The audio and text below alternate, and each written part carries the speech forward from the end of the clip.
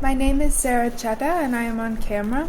Today's date is March 27th, 2018. I am interviewing H.S. Serna for the first time. The interview is taking place on behalf of the 1947 Partition Archive. That's right. Now, should I start? Yeah, my full name is Harnam Singh Serna. Harnam. I am now 86 years old. Sir, I was born in a city called Rawalpindi, now in Pakistan, which is probably the largest army headquarters of the Pakistan government. Next to that is Islamabad, a new city, which is the capital of Pakistan. I was only 14 years old when this partition took place. But I still have very vivid memories of my Rawalpindi days. My father, late Sardar Balwant Singh Serna, was an upper middle class citizen of Pakistan.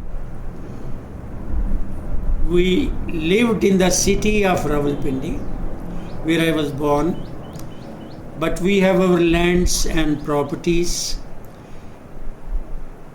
in a village called Matore, Matore, about 60 miles from Rawalpindi. My father had migrated to the city to raise a family and get us educated, because in the village we didn't have these facilities. So Rawalpindi became our permanent home. Where I was born, I had two elder sisters. Unfortunately, they are not in this world now. They were married off and lived with their own families. I had one younger brother, Prem Singh. When the partition took place, he was only 11 years old. It so happened that my father, late Sardar Balwant Singh, he became a devotee of Saman Ashram, Radha Swamis, whose guru was Maharaj Saman Singh Ji, with his abode in Beas, Beas, a small place near Amritsar. And my father happened to come on a visit to be with his guru in the month of June 1947, but was unable to go back to Pakistan because of the disturbances. He was with my elder sister, who was looking after him. And since me and my younger brother were alone in Rawalpindi, we were joined by our uncles who migrated from the village to Rawalpindi, where we had a very large house, to be safe from those killers and rioters who had taken hold of their properties and driven them out of the village. So they were staying with me, my two uncles and their families, and they were looking after us two brothers. When 1947 partition took place, my father and my sister were unable to come back, and after a few months, sometime I think in the month of October or November 1947, we were asked by the army people, led by Brigadier Kariyappa, who became the first Field Marshal of the Indian Army later years. He sent his men, who told us, if you want to be safe and alive, get into these army transports, leave the city. We are taking you to a camp for your safety, where you will be kept till we make arrangements for you to go to India. So Sarah, it was in those days of great turbulence and hardship, sometimes without food, sometimes without proper clothing, because we had to leave everything in our house and had to leave with only our clothes on. So we were taken the army transport to a small cantonment called Wah, W-A-H, about 50-60 miles from Rawalpindi, where a camp was established and army was taking care of us. We were giving rations, we were giving tents. People were falling sick, there were no medical facilities. All we got was some food and water, and we lived there, I think, for at least a month and a half. In this period, my younger brother became very sick. We did not know what was wrong with him. There were no medical facilities, and he died, maybe at the age of 11 years or so. So I was the only person from my family who were with my uncles and their families.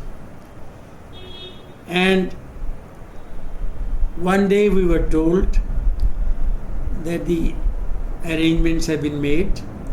You have to leave this country. This is no longer your country. You have to go to India to be safe and start a new life. So Sarah, it is under such circumstances, when my father was away, my elder sister was away, my brother had died, and I was under the protection of my two uncles and their families. We could not get into a regular railway compartment because there were no seats. We were dumped into a goods train. Can you believe it? Like cattle. And I don't know how, somehow we crossed Rawalpindi, Gujranwala, as you mentioned, Wazirabad, Lahore, it was God's grace that we were not attacked on our way by the rioters. So many of the trains were attacked and people were butchered in hundreds. We escaped. In about 2-3 days, we arrived in Amritsar, the first city of India, where we have the Golden Temple and all. But my uncle decided this place is already very crowded. We should go ahead to Ludhiana. There is another big town, few miles away from Amritsar, and we were downloaded there by some army people were there, and we were left on our own. Now you go and settle in this free country, so-called free country. I believe my elder sister was trying to contact me because in the meantime my father had fallen ill in Bias. He said he will die at the feet of his Guru, and he told my sister, look after your brothers when they come because I won't be there. He passed away. My sister tried to contact me with another relative of ours. He even managed to fly back to Rawalpindi,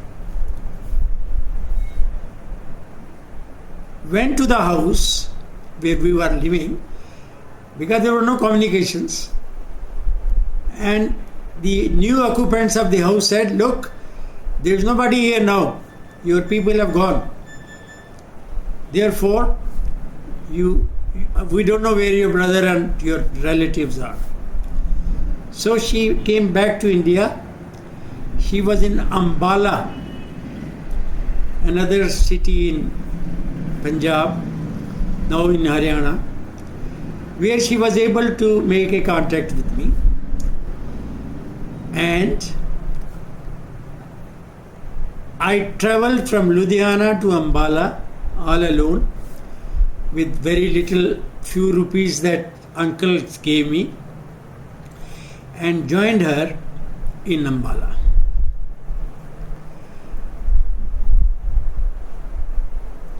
How did you get to know that she was there? She sent a message through somebody. And I came to Ambala. Sister and brother got together for some time. We had a distant grand uncle in Delhi who was running a transport business, Mr. Rajendra Singh, who was living in a place called Bhogal. You must have heard of it, Bhogal, near Jangpura. So he gave us shelter, you see. Then we were joined by my maternal aunt, Masi, who had also become a widow in Rawalpindi. He came to Mr. Rajendra Singh, her uncle, and our grand uncle. We made a family.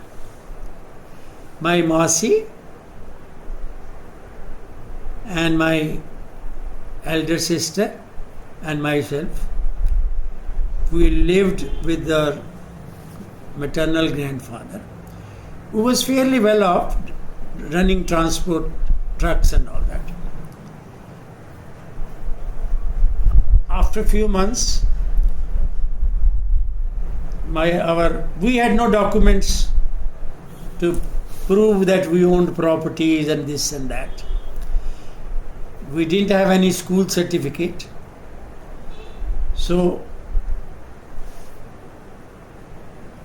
our uncle arranged that my Masi had certain documents in a box that they owned properties in Rawalpindi, and the rehabilitation department of Government of India, they were entertaining applications.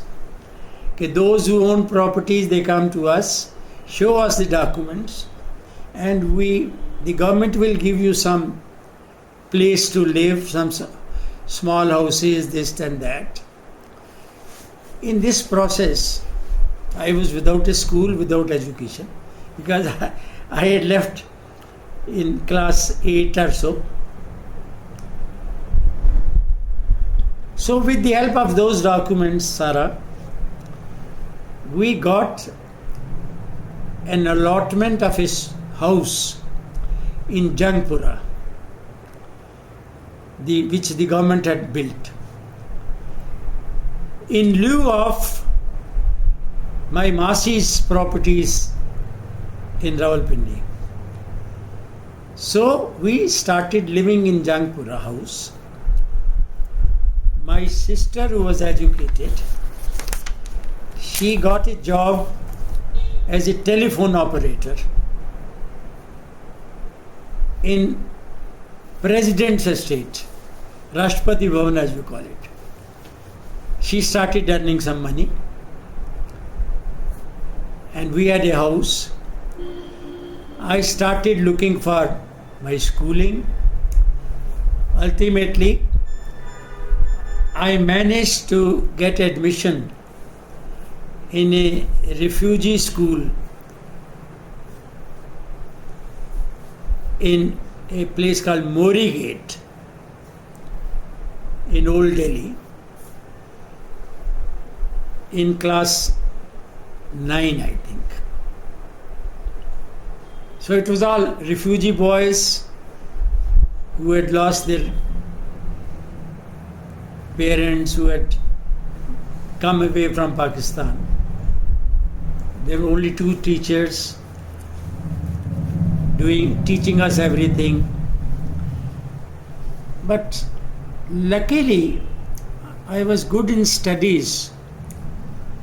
I passed my high school with very good marks, with a top first division.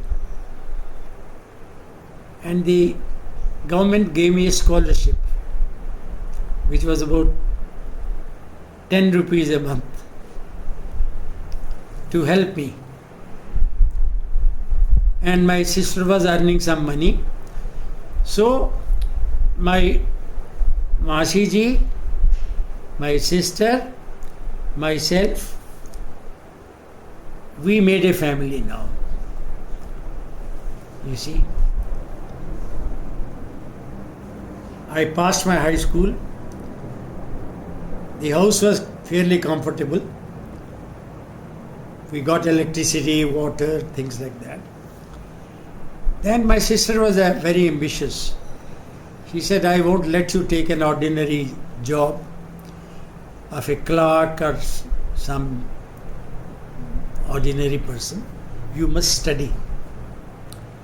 So Sarah, I joined college. I did my class 12 from a newly opened college called Delhi College, which was part of Delhi University. I did very well in my college. I'll show you. When I graduated, my degree says he graduated this and passed with distinction. I had the degree. My sister was still not satisfied. She says, I'm working, I'm earning, I'm supporting you all. Now you study further. So Sarah, I joined my master's in English literature.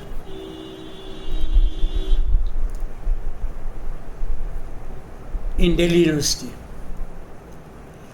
I managed to have a bicycle.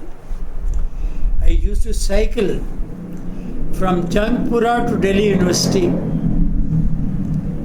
You can imagine about 20 miles every day to attend my classes. With the blessings of my Masi and my sister, I passed my literature MA with very high marks. I stood second in the university in that course. My principal of Delhi College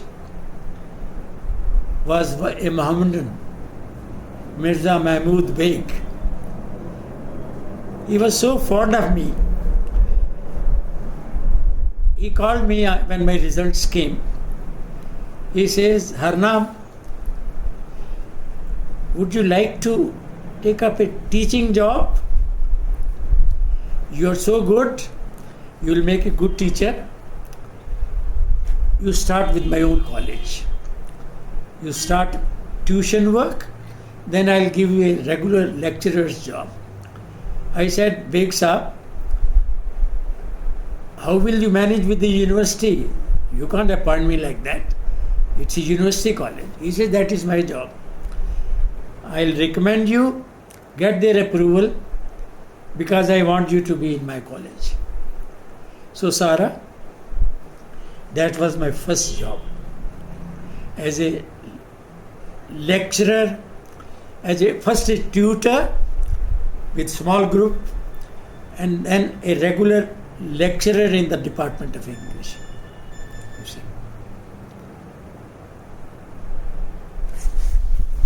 I think it's mine. You can stop it. You were offered a job as a lecturer. So, it was a big day for me. I was only 23 when I took up this job. It was a good salary, my own college. My own teachers became my colleagues. You see? It was then that this Union Public Service Commission, they were recruiting class 1 officers in the government of India. So some of my friends were attempting to take that exam. So I lectured for nearly two years and few months, established myself, started studying for the competition, you see, and then I took the exam, Union Public Service Commission. I did very well. I qualified. I was interviewed by the Union Public Service Commission. There were 7 members of the commission. It was in December 1956. I was interviewed in this Dholpur house. The results came in the month of May or June 1957. I didn't get Indian Administrative Service, but I was offered Indian Revenue Service, IRS. You see, for a refugee boy to have done so well, qualified for a Government of India job in the Revenue Department, so I became a celebrity. You see. So I resigned my post in the college. I was given a big farewell by my students and colleagues. I'll show you some photos. Mm-hmm. And I joined the Academy of Direct Taxis at Nagpur, where we were trained for 1.5 years. And I I was still under training when my sister was approached that there is a family from Punjab, very big people, very rich people. Their daughter is in Tara Hall Convent. Her two brothers are in Doon School. So you can imagine how big they are. They have heard about you and they want a simple man, a simple officer from a normal background, because they didn't want their girl to marry a zamindar. Why not? Zamindar had their own problems, you know. They were not in their conduct, in their morals, in their drinking habits. So my mother-in-law would be, she decided I should marry an officer. I mean, my daughter should marry an officer. So Sarah, it so happened, they met my sister. My sister at that time was given a accommodation in Rashtrapati Bhavan because of her job. A very nice place. So they met her in Rashtrapati Bhavan. Her and my brother-in-law, I need not bother about that. They told me in Nagpur that this family has met us and we have seen that girl also. Girl was studying at Lady Irwin College here in Delhi, doing home science. So I said, I don't have leave to come to Delhi, I am under training. They said they are prepared to come and meet you in Nagpur. So it was in June 1958 that my father-in-law, would-be father-in-law, my mother-in-law and my would-be wife, they travelled to Nagpur. They met me in the hotel. They visited my hostel, saw the whole thing, and they wanted to go ahead with the matchmaking. This is how the match was made. We were married with great pomp and show. My marriage party started from Rashtrapati Bhavan. We went to a big house in opposite Safdarjung area, opposite in this Gymkhana club where I go now every day. So we were married in 59 February.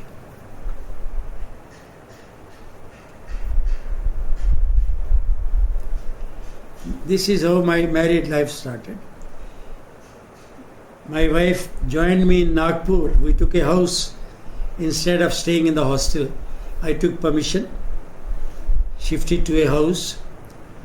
I had to pass the departmental examinations. She was with me for some months, then came to her parents in Firozpur. Firozpur is in Punjab. I passed my examinations. I got posted in a regular job as an income tax officer in a place called Muradabad in UP. My wife joined me there. In fact, I was the only officer in that group who was driving an ambassador car because my parents-in-law gave me. He said, this is our gift to our daughter. So I learned driving in Nagpur and started a life in Muradabad. From there I was shifted to Meerut, Meerut, where we stayed for few years. Our two children were born, my daughter first and my son later. From Meerut I was promoted as an assistant commissioner. Was transferred to Calcutta. My children were educated there in good schools. We had a good life. My wife got adjusted from a rich family to a middle class person. We could not afford to run the car. You'll be surprised. The car was proving too expensive. My wife agreed, okay,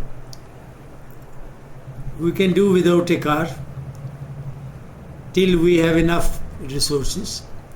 We sold the car and I bought a scooter. We managed. Slowly, life was looking up. Children were growing up. I got promoted as a Commissioner of Income Tax in 1969 and got a posting to, you'll be surprised, same place, Meerut. My second stint at Meerut, where my children grew up in very good schools studying. In the meantime, I was trying to get a posting to Delhi, which I got. I became a Commissioner of Income Tax in Delhi in 1970 or so.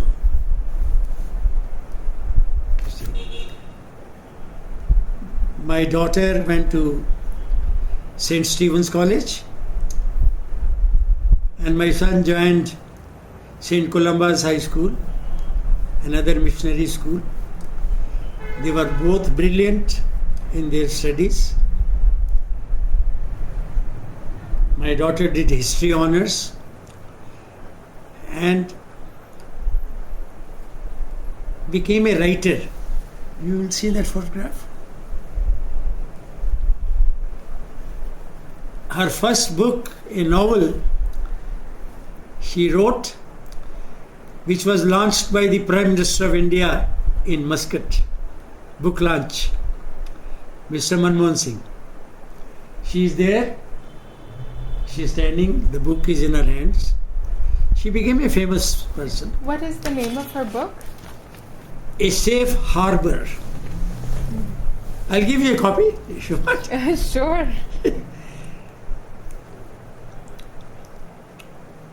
Safe Harbor, Harbor. It's a novel. Then my son joined a medical college here. He became a doctor.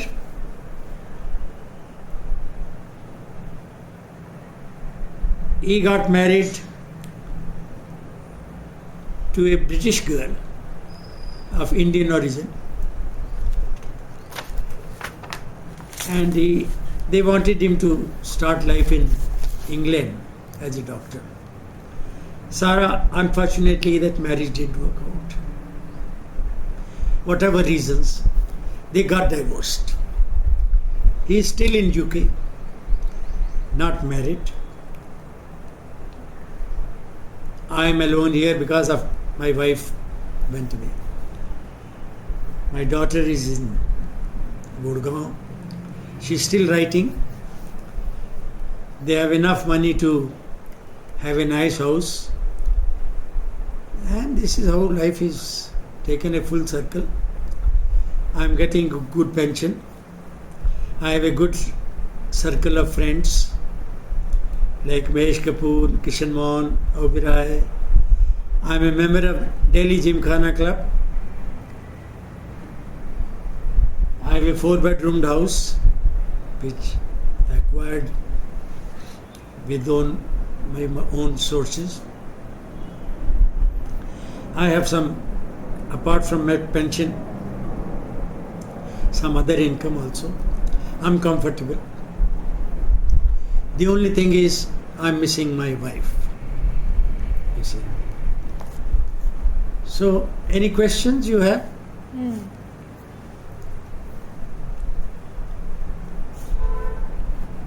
Yeah.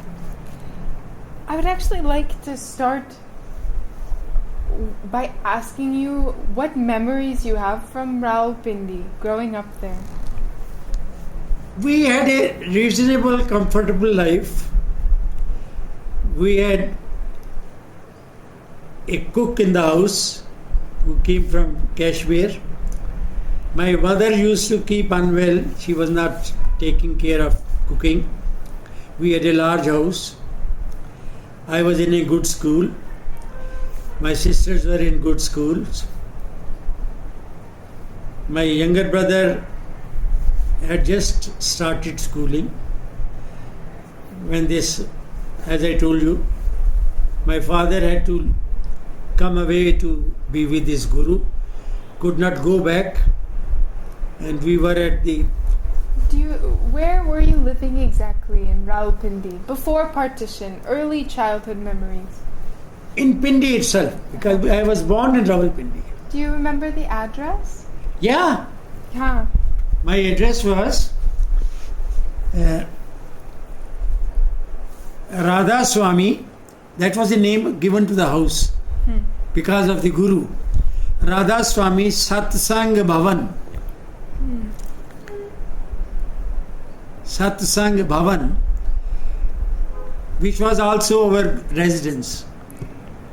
What was this? College Road, Rawalpindi. College Road. And what was nearby to your house? Do you remember the area? Yeah, Gordon College, Gordon. Gordon College, where people from all over Punjab used to come and study. The principal was a Britisher, Mr. Cummings. And we used to go and play hockey in their grounds. These were my memories of the school. Who was we? We mean my friends and us, my brother, that is. My sisters were going to their own schools. What school did you go to? It was called Saint Denis, Saint Denis, Dennis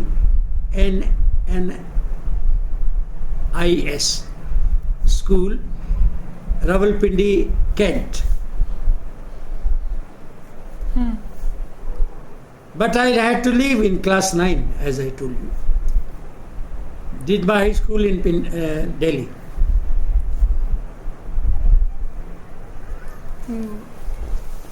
What do you remember of school? In St. Denis School? Do you Very remember? little. Okay.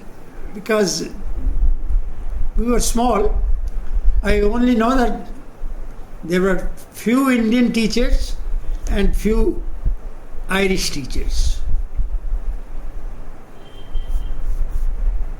But because of the riots and disturbances, the school was closed. Yeah. I stopped going. Before the riots started, who were your closest friends? Two boys who were living just behind our Satsang Bhavan. One, again, it so happened his name was Krishan.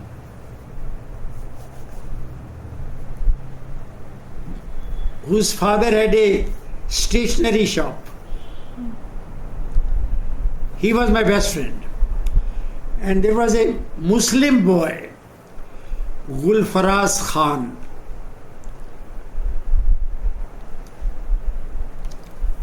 Who was son of an employee of my Masi. You know my Masi who came to Delhi and looked after us. What was your Masi's job? Oh, she was a landlady. Her husband was killed in the riots. But she came with some money and they had no child. What did your friend Gulfaraz? Faraz, they remained in Pakistan. What did his father do for your Masi? He was his accountant. Munshi. You know Munshi? He used to write accounts for his crops and for his rents and things. He was a simple, ordinary employee. Gulfaraz was a friend because you were my age and we used to play together. And you haven't mentioned your mother? Mother died in 1940. What was her name? Mainavanti. Maina, Maina,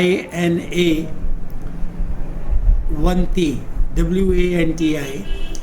She was giving birth to a child. She didn't live thereafter. And did the child? Child also finished. That is how my father became so religious that he became a Radha Swami. He said, now the Guru will look after you.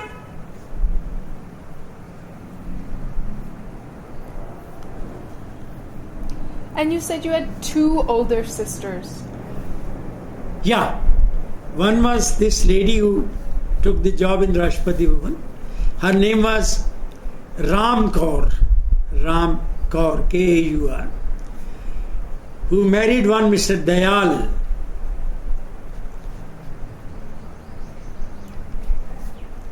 And one was Aas Kaur, Aas, Aas Kaur, who also didn't survive. When did she die? She died, I forgot to tell you, she died in Rawalpindi itself before she got married. In what year? Must be about 44 or so, 1944. And do you know what disease your brother had when he died? No idea. He had high fever, no medicines, no doctors. He died in a camp. Totally neglected. My uncles could do nothing to save him. We cremated him in the camp.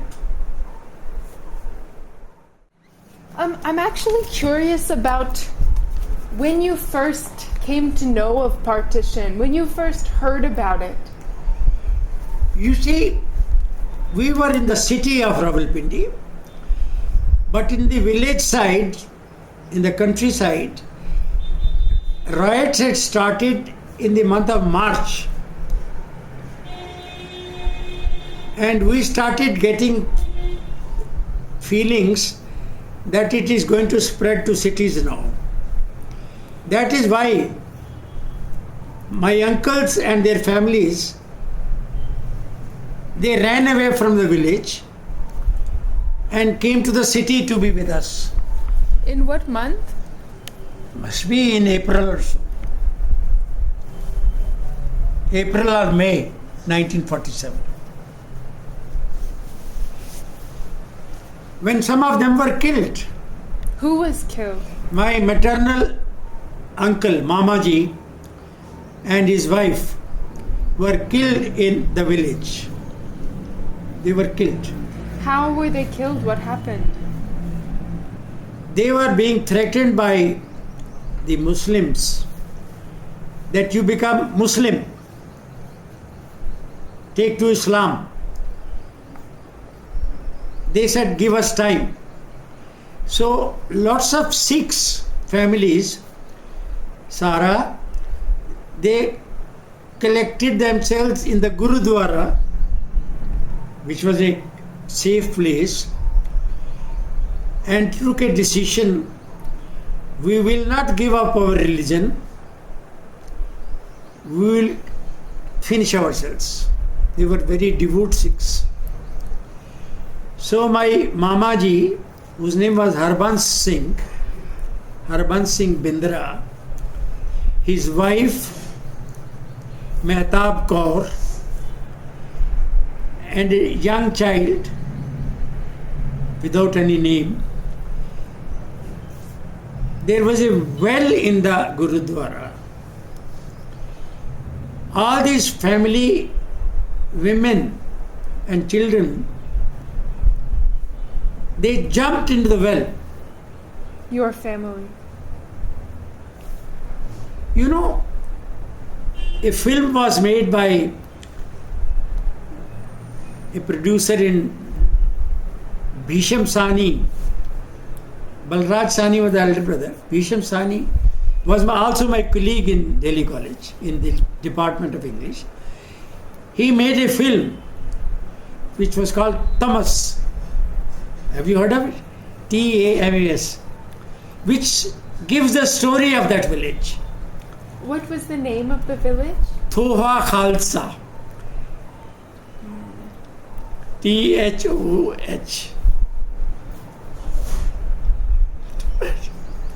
Khalsa. Khalsa, you know what it is. They are drowned. We never knew. But my Masi, she was in city. She took care of us when we all became a family in Delhi. So this was your Mausi's immediate family. Her husband? He was killed in Rawalpindi. When he was traveling in a tanga, his own servants killed him. His name was Sardar Sujan Singh. Sujan. He was a big landlord, but they had no child. That is how we became a family.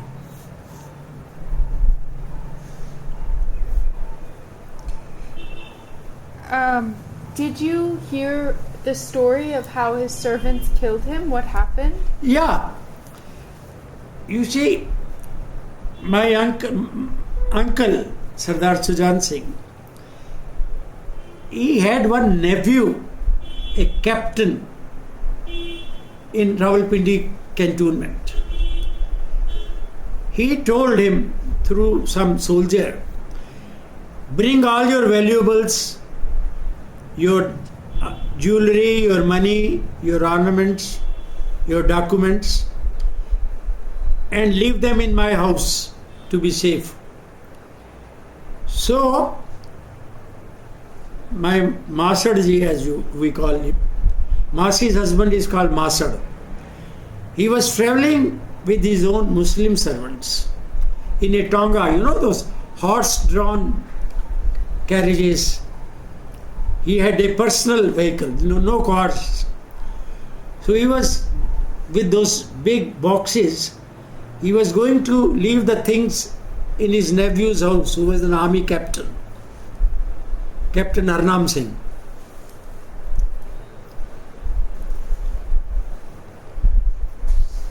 And one of the servants, he tipped off the looters that we'll be traveling with lot of money and jewelry, so you can take advantage. So Sara, they were attacked on the way. The old man was killed. He was not very old, of course. He must have been in his 50s. He was killed and the valuables were looted. How did you come to know that the servants tipped the looters off? The captain's men, who were not Sikhs, they came looking for him, that he has started from the house. Where has he gone? So they found out that a dead body was lying on the road and the tanga was there. So they informed the captain. That is how. But how would they know that the servants told the looters that they were coming? They found out from one or two others. You see.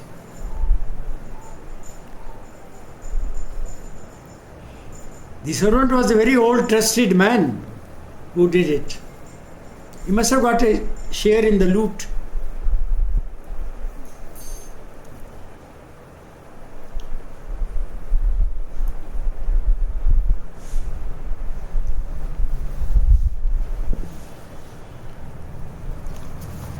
Any more questions? How did you come to know about your relatives in Toa Khalsa? I forgot to tell you that my grandmother, my mother's mother, escaped. She didn't jump into the well. She was an elderly lady. She managed to reach Rawalpindi to her daughter's house.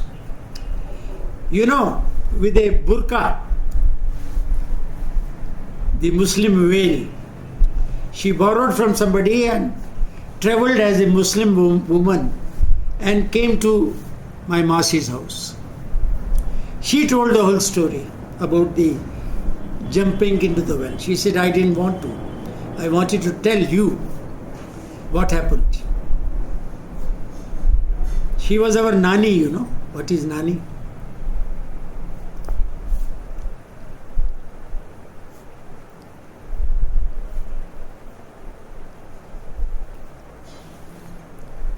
Please. Yeah.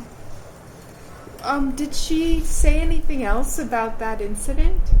Oh, she was crying all the time. We were small.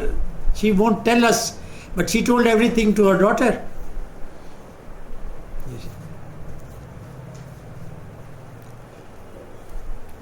Even she didn't live long of grief and sickness. She never came to India. She died in Pakistan. When? Must be somewhere before we left. I don't remember. Maybe October 1947.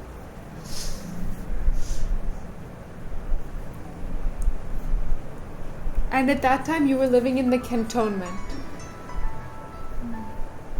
Yes. You see, to sum it up, you have heard the story of a self-made man. People like me who came from Pakistan, they had no future in this country. Without parents, without education, without any money and property. But God was kind to me. I got educated. I was supported by my elder sister. And I came on my own feet. I was lucky to get married in a family of good people who gave their precious daughter, the only daughter to me, you see, who adjusted her life according to my means. She never boasted that she studied in very prestigious institutions.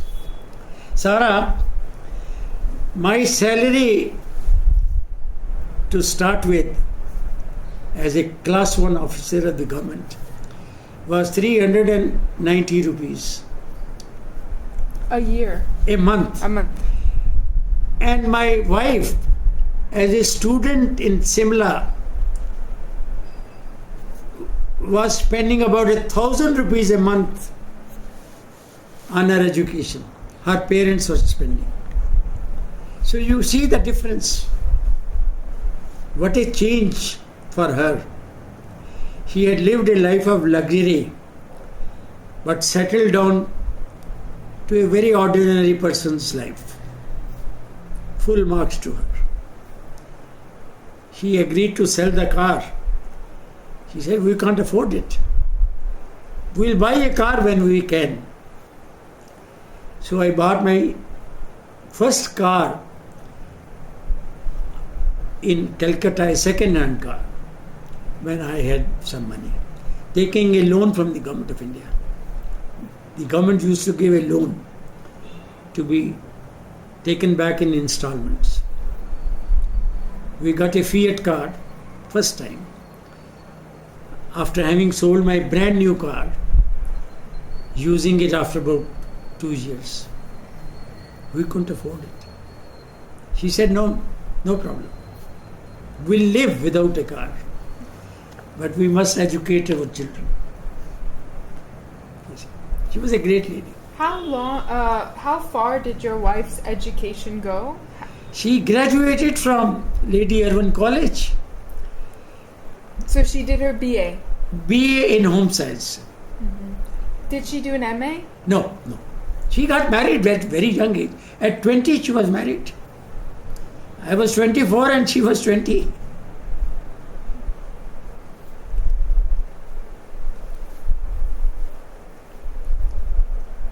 But hats off to that person. Such a beautiful lady. She was so fond of good clothes, good jewelry, because she got a lot of jewelry from her parents, which I am going to give to my daughter now. It is safe. Precious stones, diamonds, all kinds of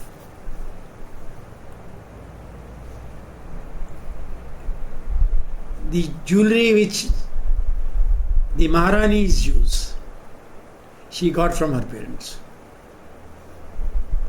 which is kept safe.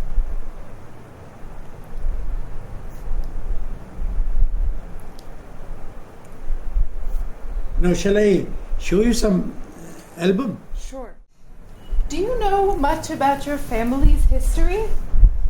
Like?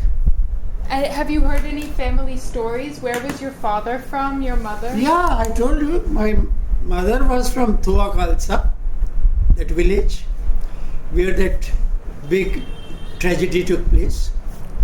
And my father from about 3 miles away from that village, a village called Matore, Matore. This is part of district Rawalpindi. How did they meet? Oh, there were family connections. Sikh families in those Muslim-dominated villages, they used to meet in the Gurdwara and make matches. There are so many matches in these 2 villages. One village to the other village, a girl from this village, boy from that village. And they were basically farmers. On both sides? Both sides. Not very big farmers like my father-in-law. My father-in-law had 10,000 acres of land in Ferozpur. Okay. But tell me about growing up. Were you close to your father? Pardon? Were you close to your father? Very close. But unfortunately, last few months, he was away from us. He couldn't get back to Rawalpindi. Did you know he couldn't come back? Did you have communication? Yes. Some people who managed to come back from Bias after meeting the Guru, they told us that your father is unwell, he wants to come and meet you people, but he wants you to be safe. He is being looked after by his daughter and the Guru. Of course, Guru had all the medical facilities, it was a big place, but he couldn't be saved. And you don't know what it was that killed him? I don't know much. And your younger brother, that must have been so hard. It was very hard. Very hard. We didn't know what to do.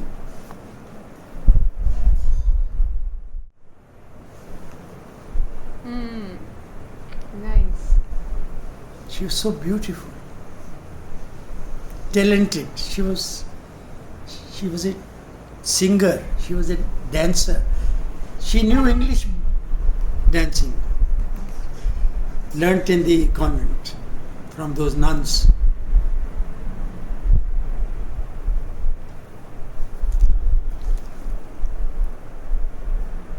This is my younger sister.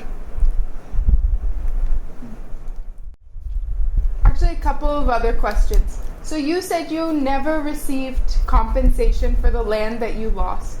We had no documents. And you needed documents in order to get compensation. My Masi, my mother's sister, she luckily had those documents. And what was her name? Sardarni Inder Kaur, Inder. Did she use a surname? She used to Chandiok. I'll show you a picture. Okay, but do you know what compensation she received? She received this house in Jangpura, Yeah. where I grew up, and one or two shops in Bhogal. Okay, and the picture you showed me that was in Bogle, you had not moved to Jangpur at that time. No. This is 48. We moved in 51. And that's when she got compensation. When the house was given to her. And she was a widow. Widow. Her husband was killed, as I told you. Sujan Singh. Do you know at all if she was given priority because she was a widow? No, because they had some proof of ownership. If I was a small boy, I'm on camera now. My uncles, You are on camera. Do you want me to turn it off? you can carry on. Okay. My two uncles, they were greedy people. They took advantage of me. They got some documents forged and got some allotment of land in Ambala, which should have come to me. Which uncles? You want their names? No. If you don't want to give them, you don't have to give them.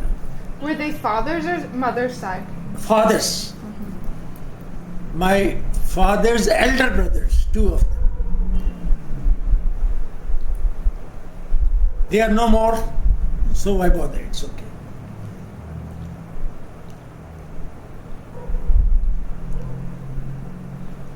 Is that land still a part of their family? I don't know, because they have died, their sons have died. Who owns them? Probably they sold them, we don't know. Did you keep in touch with them? No. When did you break touch with them? More or less after coming to Delhi and living with my aunt. We never bothered. When did they forge these documents? Must be in early 50s. In Delhi? Punjab. They were in Ludhiana. They never came to Delhi. So this might have been 49, 48, 47. No, 48, we came much later. Must be in 1950, when this land allotment compensation thing started. This is my Masi, Inder Kaur, I'll take a photo. Or who was like my mother. Actually, she brought me up. can you send me this photograph? I don't know how to do it. Do you have you have my number? It's on that phone or this phone? It is in this way. I can note it though. I'll tell my daughter to send it to you. Okay. Because I don't know. No, don't I have worry. acquired it only lately. No problem, no problem. I have another photo of your just your elder sister. Okay. Okay. I just want to ask one more question, which is can you tell me your final thoughts of partition? You experienced so much. You've witnessed firsthand effects. I saw in that war camp where we were stationed, truckloads of dead bodies being brought, Hindus and Sikhs, and being cremated en masse. I used to be horrified. All blood-soaked and injured, men, women, children. This continued for a couple of months. They were coming from Peshawar and Afghanistan and all that. How did the army keep record of who had died? No record. No record. They would come, dump them, and cremate them by putting kerosene oil on them. No wood. Petrol or kerosene oil.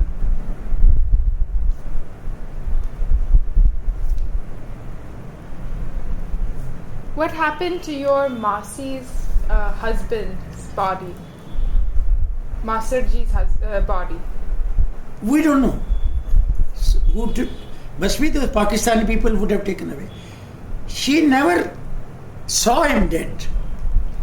They found his body though. They found, somebody must have picked him up. Maybe those servants who killed him. But for some time it was on the road.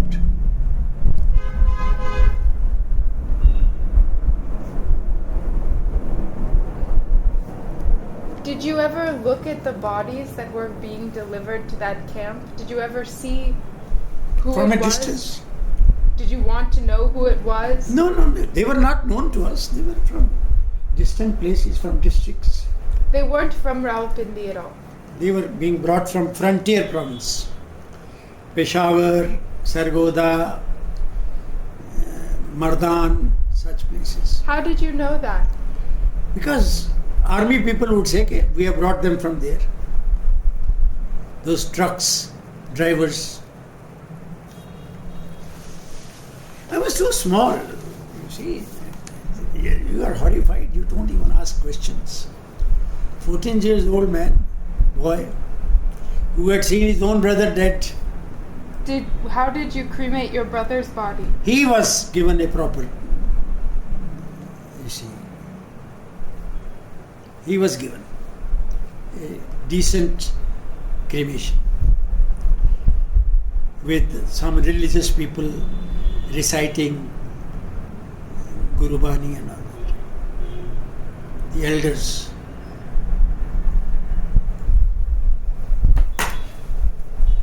Why did the army decide? They were following orders to take these bodies and burn them en masse? Brigadier Kariyappa was total in charge of the entire operation. His orders were being followed.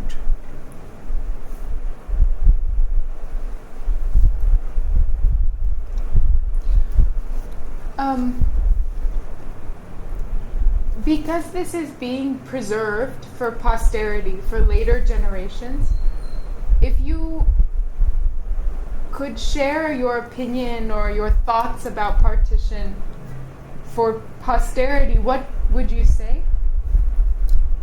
It was the darkest period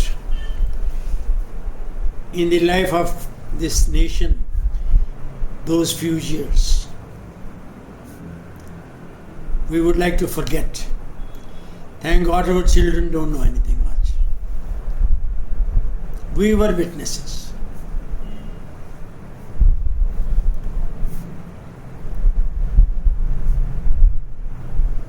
And I would say, even the Muslims from this part of the country, they were being treated like that. They were being killed by Sikhs and Hindus.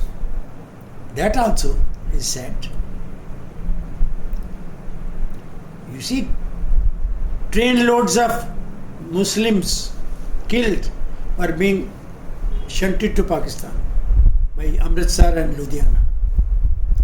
both sides. But more killings were in Pakistan, in numbers. Can I clarify one thing with you? You said that your children don't know much. Have you shared these stories with your children? When they asked few questions, I tried to answer. I said, Beta, don't go into details. They're horrible. That's all.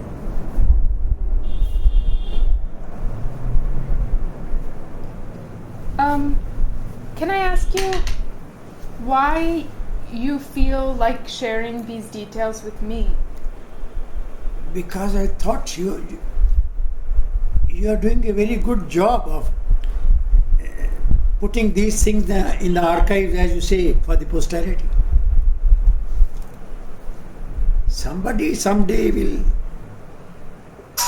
study this part of history, which is preserved by people like you. But you feel it's better that your children don't know. Why should they? What for? They are having their own life. They have seen good days. They have not suffered. Why should they share the grief? Thank you so much. Thank you God so bless. much. Yeah, God bless. I'll give you my signatures.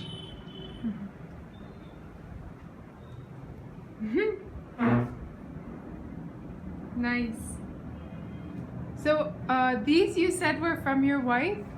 Or your wife picked them out? Pardon? The things in this cabinet? Uh-huh. Your wife picked them out? Both of us. Together. Yes. This is from Muscat, Chinese. What about the lamp? I love the lamp. This is from Iran. It's beautiful. You know, this is camel skin Oh my god. painted. Wow. And these lights? These are Indian.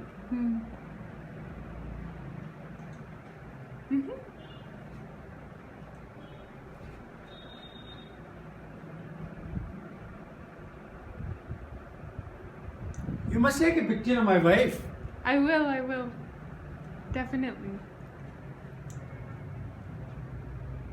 This is from Andhra, Hyderabad.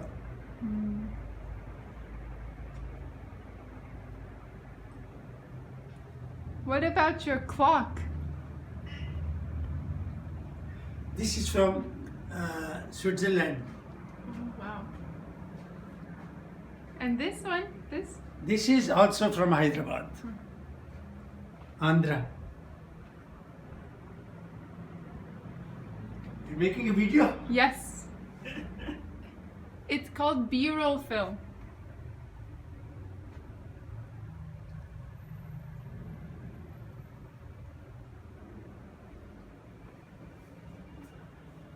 This is my son.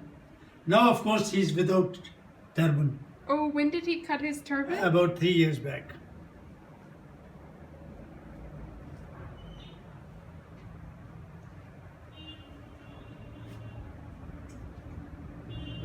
Raju?